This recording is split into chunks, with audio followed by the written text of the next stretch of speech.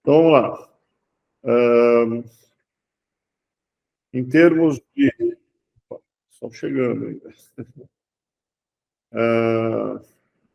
Em termos de... Só um minutinho. Fazer um negócio aqui. Pronto. Em termos de soja, então, como eu vinha falando, todas as praças aqui reagiram um pouco acima do pico anterior, né?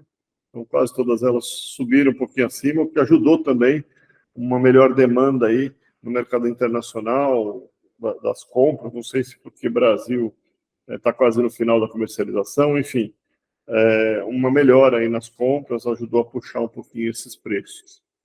Mas o lado interessante é que, em termos de soja, por exemplo, as exportações americanas de farelo de soja batem recorde, né? Nos últimos 10 anos. Então, as exportações de farelo indicam que a moagem lá está muito boa.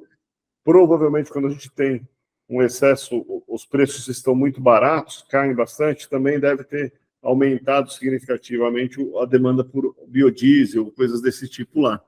Então, nós devemos estar tendo uma boa moagem, uma demanda melhor. Isso ajuda aí a começar a estabilizar um pouco mais, a ter uma demanda melhor, estabilizar um pouco esses preços, né?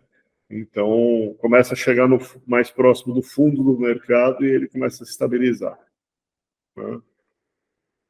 Então, olhando preços de farelo de soja, né, a gente vê que em relação aqui a 23 já caiu bastante, estamos quase próximo às mínimas aí, né, na maioria nos Estados Unidos nós estamos aí na mínima quase dos Estados Unidos, no Brasil também, se traçar, também quase nas mínimas. O preço do farelo de soja então está bem ofertado, em linha com aquele cenário de uma oferta forte, né?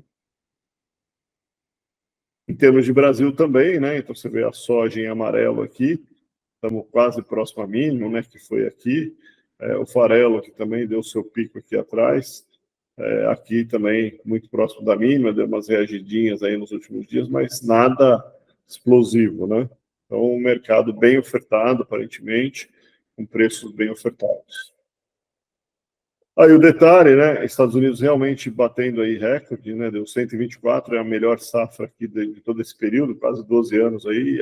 Essa está sendo a melhor safra. A safra brasileira também, 169 mil é a expectativa do USDA, muito boa. A Argentina não é a melhor, mas também é uma safra boa. Então, não vejo também grande problema aí, pelo menos nesse momento, para ter alguma reação muito forte de preços, né? Ter uma demanda. Mas a demanda, quando você tem alta oferta, a demanda aumenta pelo preço baixo, ela ajuda a estabilizar. Normalmente ela não é uma puxada de preço, precisamos ter um problema de oferta para haver uma quebra, né? Então, em termos de comercialização, praticamente a safra 23, 24 encerrada, né? No finalzinho da sua comercialização, e a 24, 25, né? Está aí com 36, está com 30% mais ou menos de negociação, né? Pouco abaixo da média e mais próximo aí da mínima, mas a gente tem clientes com boas margens aí, que estão aí de 30%, alguns com 50%, ou até um pouquinho mais, dependendo da margem, se está muito boa, já negociando. Então, depende muito da margem de cada um, mas a gente tem trabalhado já para fechar um pouquinho essas margens de lucro e garantir esses resultados, aproveitando esses repiques que estão sendo dados, né? Então, olhando aí a projeção para a safra 25, né?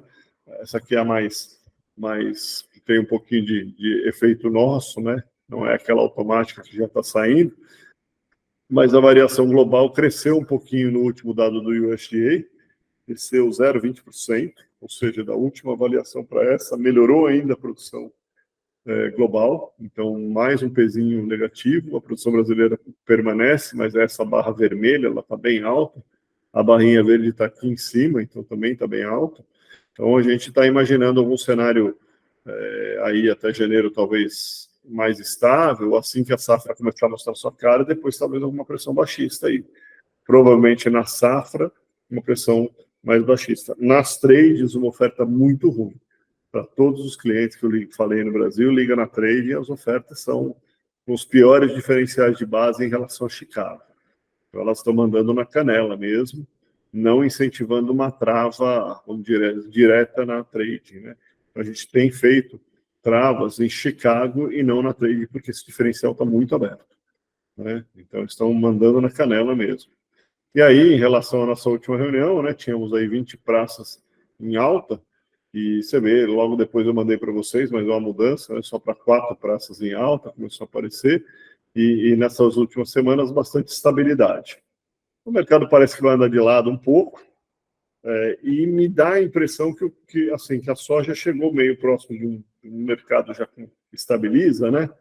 Mas em termos de se o dólar valorizar, a soja brasileira, provavelmente que é a próxima demanda aí, deve influenciar talvez um pouquinho essa formação de preços. Então a gente pode ter uma oscilação conforme o câmbio varia, mas em reais, acredito que a gente não tem tantas oscilações, né? Então, aí vai começar a andar um pouco a safra de acordo com o caminhar da safra brasileira, do plantio da safra brasileira vai afetar esse humor um pouquinho dos mercados, né? Então, acredito que vai caminhar por aí. E aí a gente vê um pouquinho disso, né? Aqui encontrando meio um fundo aqui em 21 dólares, né? A novembro, cada uma a março, todos eles estão com o mesmo comportamento, os vencimentos futuros, né? Chegando próximo ao sobrevendido. Aqui ainda não deu, mas talvez comece a dar um sinal de reversão do indicador do MACD com isso aqui, indicando também um potencial pico para venda, né? E também não vemos grandes volumes aqui, né? Então essa subidinha que está dando, ela não vem vendo, não está vindo com volumes em alta, assim, né? Ela já, a gente vê que a gente traçar aqui, já rompeu, ela está andando meio estável agora. Então não estou vendo também o motor que empurraria tudo isso, né? Seria justamente o volume. E o volume não está ocorrendo. Oi, Reginaldo, pode falar. Reginaldo levantou a mão? Ok. Então vamos lá. Antes de passar para o milho, vamos dar uma olhadinha na plataforma, só para vocês entenderem um pouquinho o que está ocorrendo, né? Desculpa, eu estava com o microfone aqui fechado. Qual que é o ticker dessa mini soja? E ela é cotada em dólar?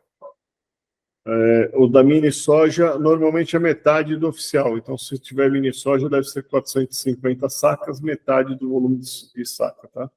Sim, mas e o ticker dela, a abreviação dela ali, né? SJ. Aqui, ó, SJCH. CJCH? CH, Depois, se você quiser essas coisas, você me pergunta no particular, eu te mando, sem problema. Tá bom, beleza. Obrigado. Nada.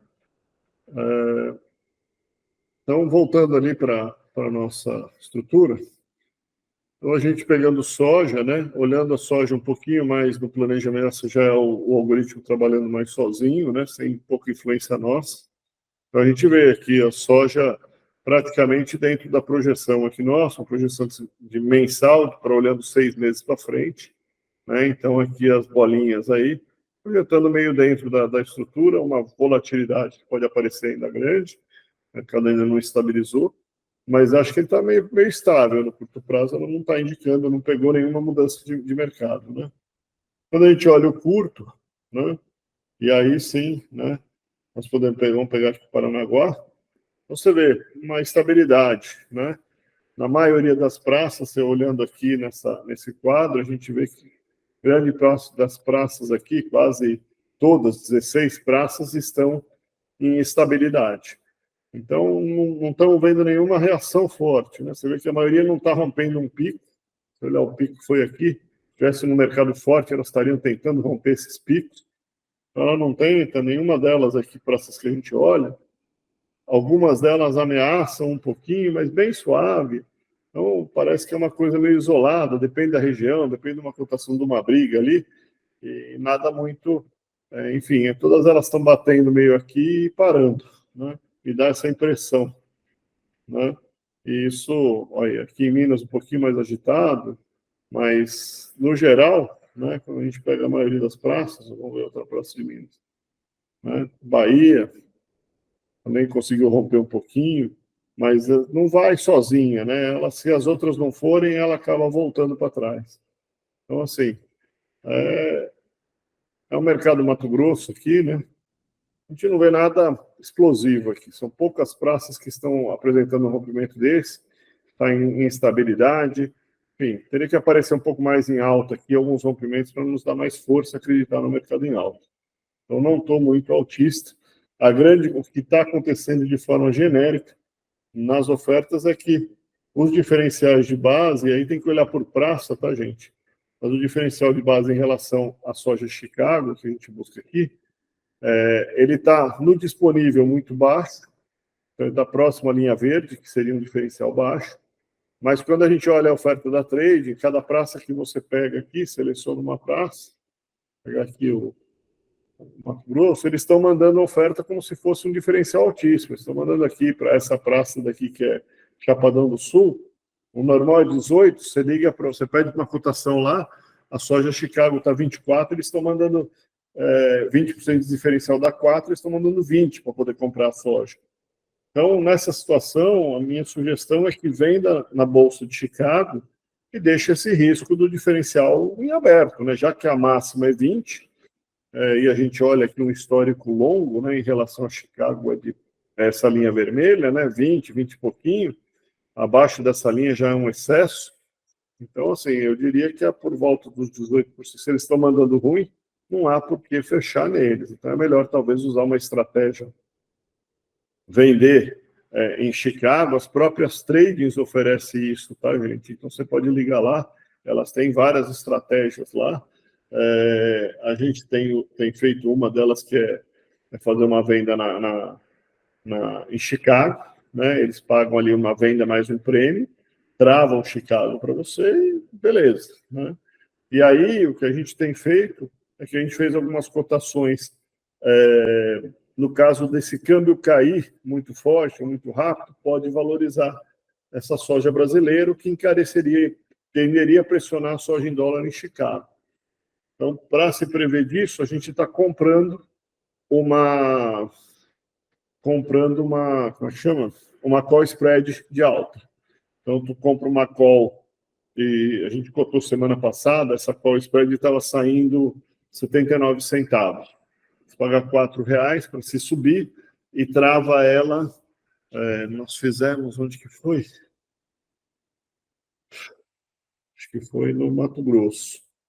Ele já estava pagando 24 e estava pagando quase $25 para ele, porque ele dava um prêmio, travava com $25 e a gente comprava uma estratégia de alta de 79 centavos, entre 24,5 e 27,5.